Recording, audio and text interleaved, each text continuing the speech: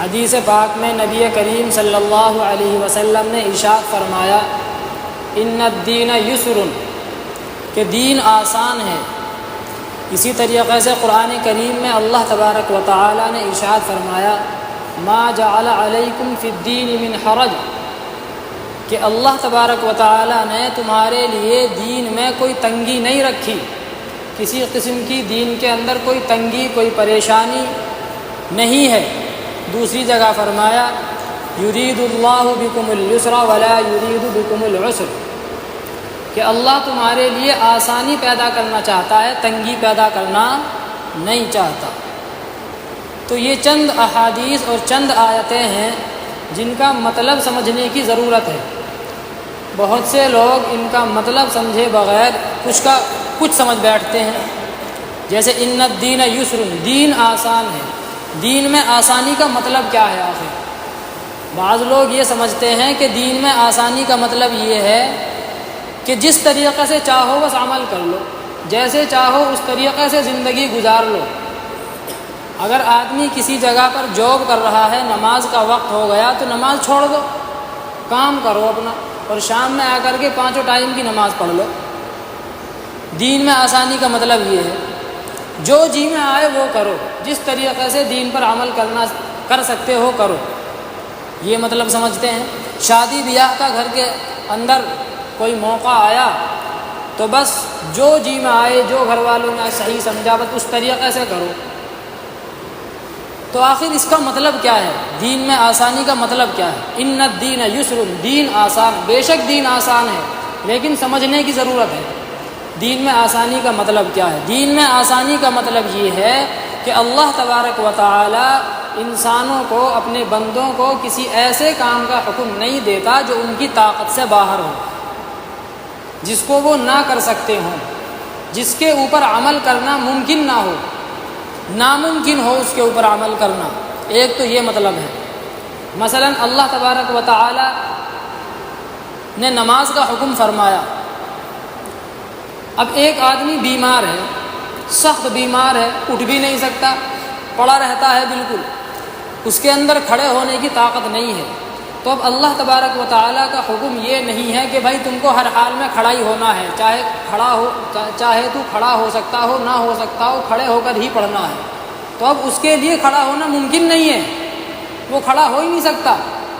تو اللہ نے کیا فرمایا؟ ان الدین یسر، دین آسان ہے۔ اگر کھڑے نہیں ہو سکتے تو لیٹے لیٹے پڑھ لو نماز، رکوع سجدہ نہیں کر سکتے تو اشارے سے پڑھ لو نماز۔ تو یہ ہے دین میں آسانی کا مطلب، کہ اللہ تبارک و تعالی کسی ایسے کام کا حکم نہیں کرتے جو آدمی کی طاقت سے باہر ہو۔ کوئی بھی کام دیکھ لیجیے۔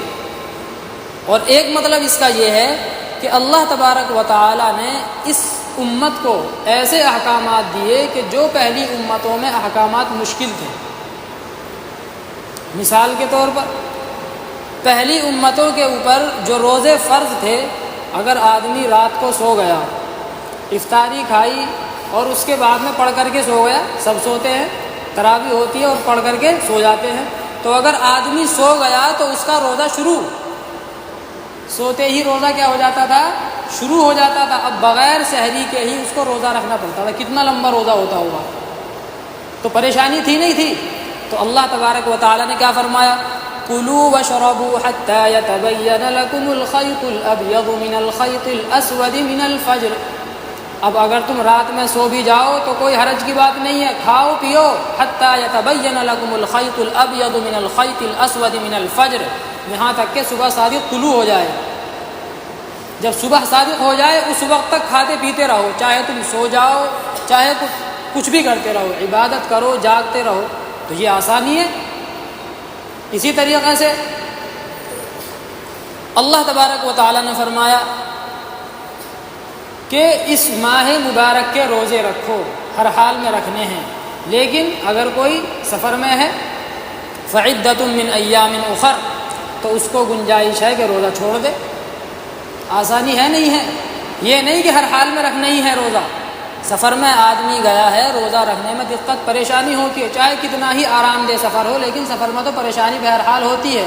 آپ صلی اللہ علیہ وسلم نے فرمایا السفر قطعۃ من العذاب، کہ سفر جو ہے یہ عذاب کا ایک ٹکڑا ہے، یعنی باعتبار پریشانی کے، پریشانی ہوتی ہے آدمی سفر میں گیا تو اللہ تبارک و تعالیٰ نے یہ گنجائش دی کہ روزہ چھوڑ دے، کھڑے ہو کر کے نماز پڑھنے کی آدمی میں طاقت نہیں ہے تو بیٹھ کر کے پڑھ لے، بیٹھ کر کے نہیں پڑھ سکتا ہے تو لیٹ کر کے پڑھ لے، رکوع سجدہ پر آدمی جو ہے قادر نہیں ہے تو اشارے سے کر لے۔ تو یہ ہے دین میں آسانی کا مطلب۔ دین میں آسانی کا مطلب دین کو چھوڑنا نہیں ہے، احکامات اسلام سے بھاگنا نہیں ہے کہ احکامات اسلام کو چھوڑو بھائی دین تو آسان ہے، یہ نہیں ہے، بلکہ دین میں آسانی کا مطلب یہ ہے کہ احکامات اسلام پر عمل کرنے میں اگر کسی قسم کی کوئی پریشانی آ رہی ہو تو شریعت اس کی پریشانی کو اور اس کی ہمت کو دیکھتے ہوئے، دونوں کو دیکھتے ہوئے ایک درمیانہ حکم اس کو دیتی ہے۔ حکم کیا ہے؟ یا بنی آدم خذوا زینتکم عند کل مسجد، جب نماز کے لیے آؤ تو آدمی جو ہے کپڑے پہن کر کے زیب و زینت اختیار کر کے آئے، ننگے نماز نہیں ہوگی۔ لیکن اگر کسی آدمی کے پاس کپڑے ہی نہیں ہیں تو شریعت کا حکم دیتی ہے ننگے ہی نماز پڑھ لو، ننگے ہی اس کی نماز ہو جائے گی، لیکن بیٹھ کر کے پڑھے گا۔ تو یہ ہے دین میں آسانی کہ دین آسان ہے۔ شریعت کے اندر تو ہم دیکھتے ہیں آسانی، لیکن دنیاوی کاموں کے اندر ہم آسانی نہیں دیکھتے، وہاں اپنے اوپر خود پریشانیاں ہم نے تھوپ رکھی ہیں۔ اب میں بتلاتا ہوں آپ کو کہ ہم نے کون سی پریشانیاں اپنے اوپر تھوپ رکھی ہیں، کون سے بوجھ اپنے اوپر لاد رکھے ہیں، اور شریعت نے کتنی آسانی دی ہے۔ شریعت کا حکم یہ ہے ان اعظم النکاح برکۃ ایسرہ مؤنۃ، سب سے بابرکت نکاح وہ ہے کہ جس میں تنگی اور خرچہ سب سے کم ہو۔ سب سے بابرکت نکاح وہ ہے جس میں خرچہ سب سے کم ہو۔ اب جب شادی کا موقع آیا تو نکاح سے پہلے دیکھیے کتنے خرچے ہوتے ہیں۔ اب لال خط پڑھا جائے گا، اب لال خط لکھا جائے گا، لال خط کے موقع پر محلے والوں کو، رشتہ داروں کو، آس پڑوس والوں کو سب کو دعوت دی جاتی ہے، خرچہ کیا جاتا ہے، جس کی جیسی حیثیت ہوتی ہے اس کے اعتبار سے خرچہ کرتا ہے، کوئی 1 لاکھ کا، کوئی 2 لاکھ کا، کوئی 3 لاکھ کا، کوئی 5 لاکھ کا، کوئی تو جو ہے گاڑی بھی دیتا ہے۔ شریعت کی طرف سے حکم ہے لال خط کا، بتائیے سب بتائیے، شریعت کی طرف سے حکم ہے کہ لال خط لکھو؟ نہیں ہے نا؟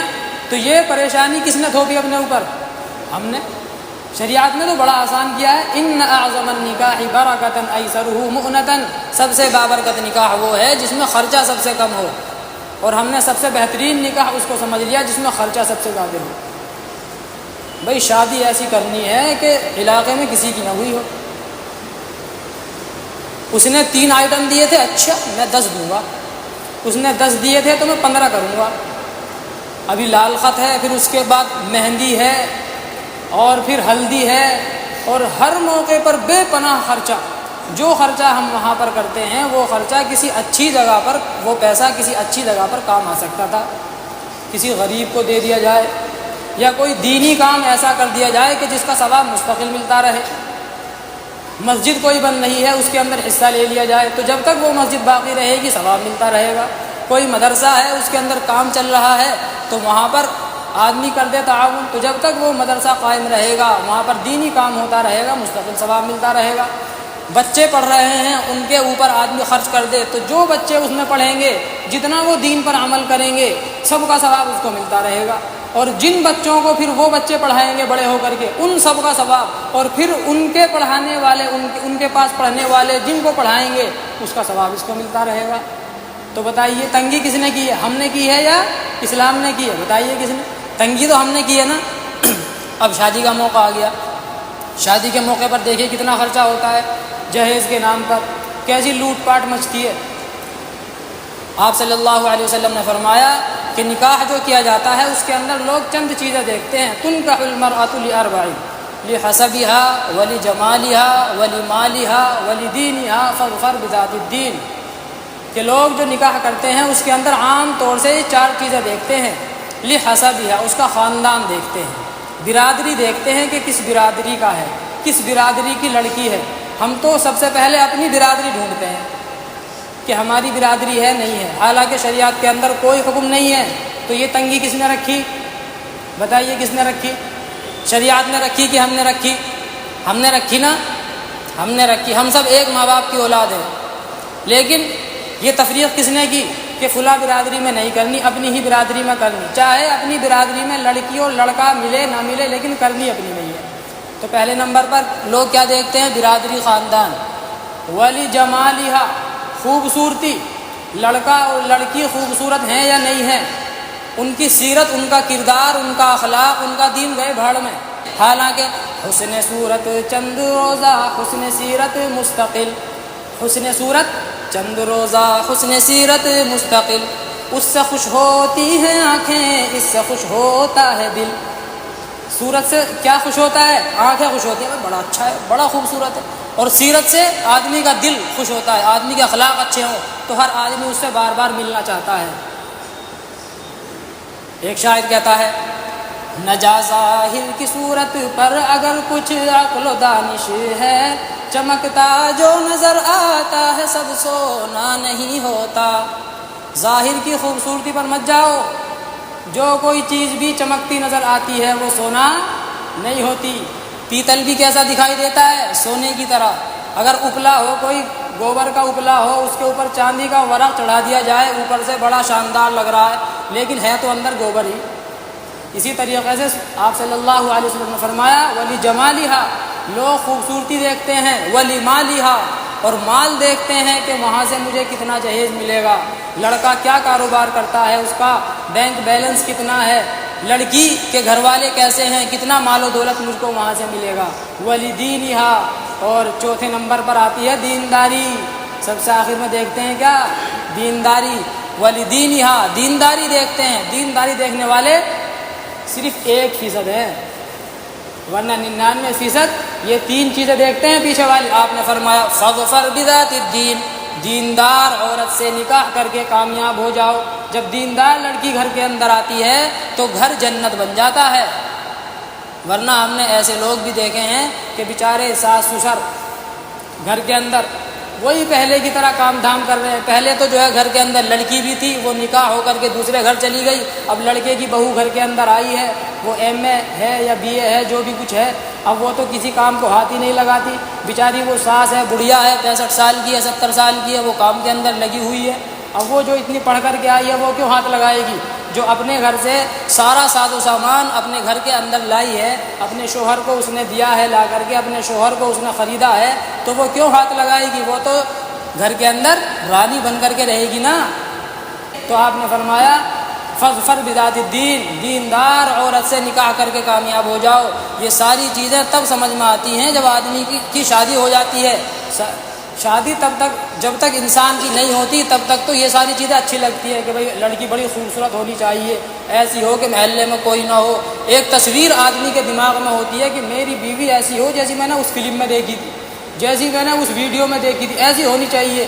فلم دیکھ دیکھ کر کے اور ویڈیوز وغیرہ دیکھ دیکھ کر کے سوشل میڈیا پہ دماغ خراب ہوا ہے ہمارا، سب میک اپ کا کمال ہوتا ہے۔ بہرحال مقصد کہنے کا یہ ہے کہ پریشانی ہم نے خود اپنے اوپر تھوپی ہے، دین نے کوئی پریشانی نہیں رکھی، پریشانی ہم نے خود اپنے اوپر تھوپی ہے۔ اس لیے اس کو سمجھنے کی ضرورت ہے کہ دین میں آسانی کا مطلب کیا ہے۔ دین میں آسانی کا مطلب یہی ہے، خلاصہ یہ ہے کہ احکامات اسلام پر عمل کرتے ہوئے اگر کوئی پریشانی، کوئی دشواری لاحق ہو رہی ہو تو شریعت اس کی پریشانی اور اس کی ہمت کو دیکھتے ہوئے درمیانی راستے کا حکم دیتی ہے کہ تم اس پر عمل کرو، ایسے دین پر عمل کرو۔ دین میں آسانی کا مطلب یہ نہیں ہے کہ اپنی خواہش کے مطابق، اپنے مزاج کے مطابق، ماحول کے مطابق شریعت کو چھوڑ دیا جائے۔ ماحول تو آدمی کا چینج ہوتا رہتا ہے لیکن شریعت چینج نہیں ہوتی۔ اللہ تبارک و تعالی ہم سب کو عمل کرنے کی توفیق عطا فرمائے۔ وآخر دعوانا الحمد للہ رب العالمین۔